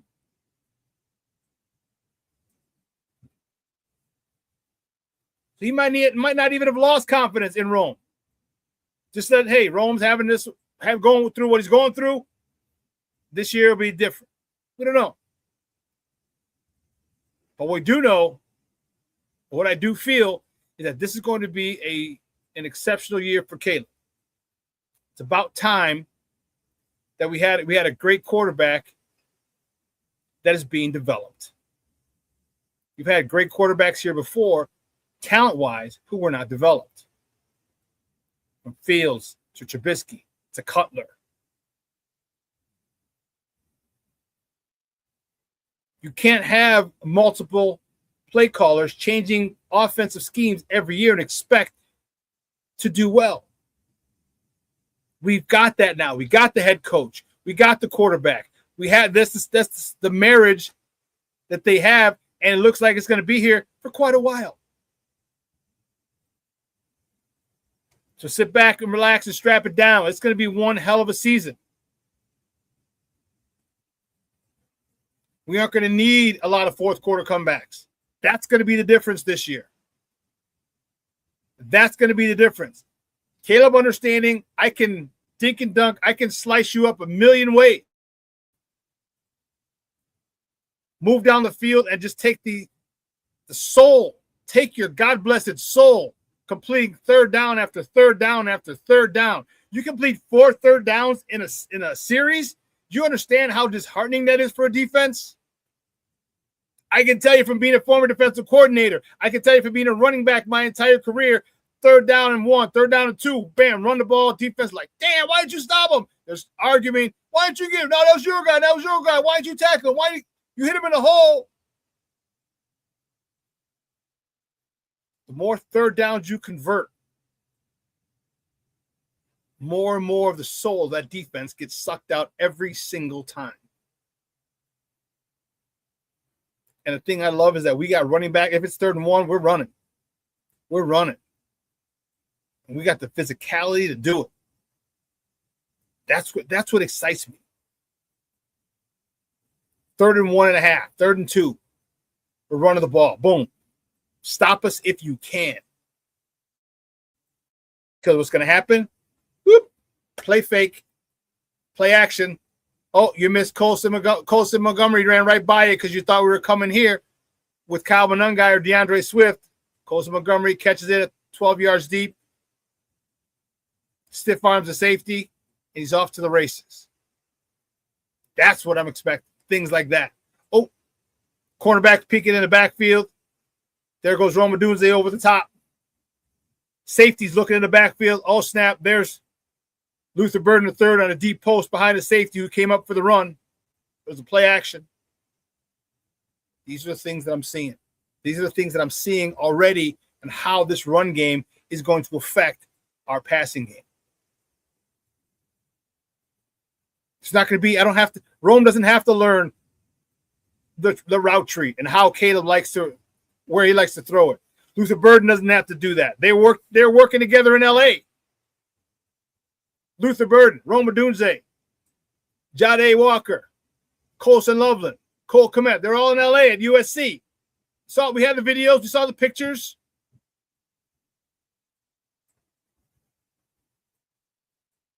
That run game gets going. Lord have mercy. That pass game is going to be very, very dangerous. When was the last time we said here in Chicago our pass game can be dangerous? You know what's really wild is I'm hoping that we can lead the NFL in rushing and have a top 10 passing offense. Do you realize how many points we will score if we can lead the NFL? Hell, give me a top 5 rushing attack, top 3 rushing attack, because we're damn good. Give me a top 5 rushing attack and a top 10 passing attack. We're literally putting up 30 plus a game. Not a lot of teams can put up 30 points a game. But it starts now. And checking out the highlights, getting reports from my people down there. I want to see how it plays out. But we know Ben is enamored with the run. So it's going to be fun. Hey, listen, guys, 2 hours is coming and going. I want to thank my guest, Evan Altman, for coming out talking Cubs baseball with us. And I want to thank you, as always, King Booker World, Junior, Cornelius, Mr. Smokefella himself. I know you're right, Ben. Many people run game the Bears have. I don't know how they be punching people in the mouth. I don't know how the hell you forget about that. Bears are punching you in the mouth every week. I don't know about you, but if someone punched me in the mouth once, I ain't going to forget that joker. Well, people are. They want to forget. And you see it on film. Why you, man? Crazy. King Booker World, I believe I said as well. Cornelius Squalls, Lucky Lefty, King Booker World. Anyone else I forget? Mashawn, King Booker World, Junior, Mr. Shode was in the house earlier today. Thank you also, Black Diamond, for tuning in. We missed our guy Rick Gonzalez today. But everyone else in the chat, AC Adam, thank you for tuning in, Papa. I appreciate it. Everyone else, I'm telling you, just say hi. If you're watching, just say hi. Checking in from Ottawa, Illinois, from Seattle, from Chicago. Just say hi. Be dope. I appreciate it.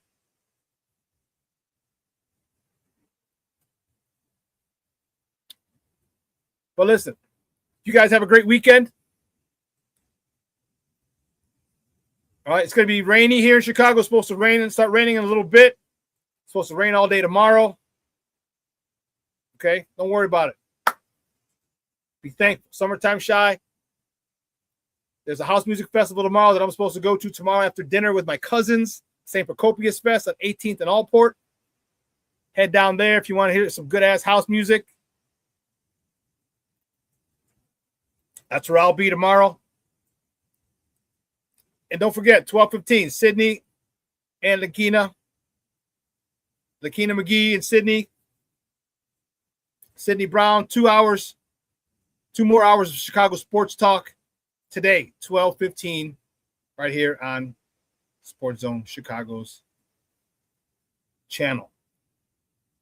All right, listen, let your loved ones know you love them, because tomorrow is promised to no one. I am doing tomorrow for the gentleman, the guy from CrossFit, my guy Farouk. This is the workout tomorrow.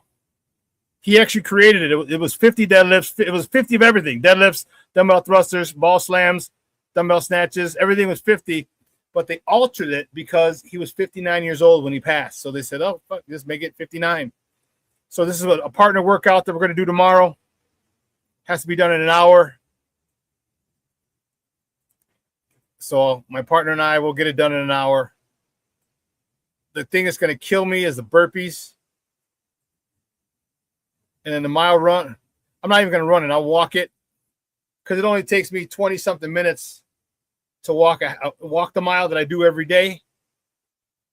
So you figure, okay, give me 30 minutes. Can I get everything done in here? The deadlifts, dumbbell thrust, everything else done in 30 minutes. We'll see. Maybe I'll jog a quarter mile. Who knows? We'll see. But this is in memory of our guy Farouk, who literally just passed away so quickly last week. This is why I tell you, let your loved ones know you love them. So, yeah, Shawn, 59 burpees. I'm not doing those by myself. I'd probably do 25. But anyway, you guys have a great weekend. Enjoy it. Make memories.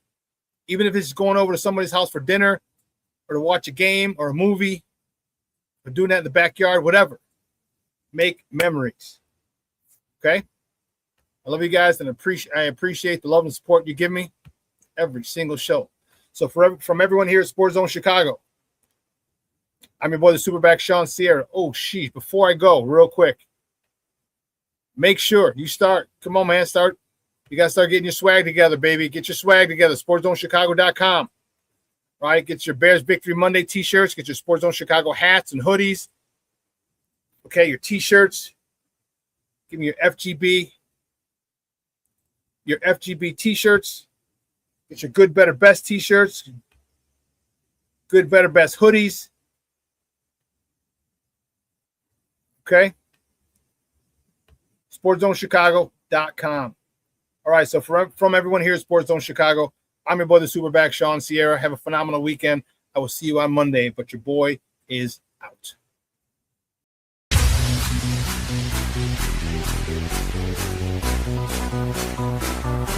Come on, race the race. Get ready for the job and answer the draw.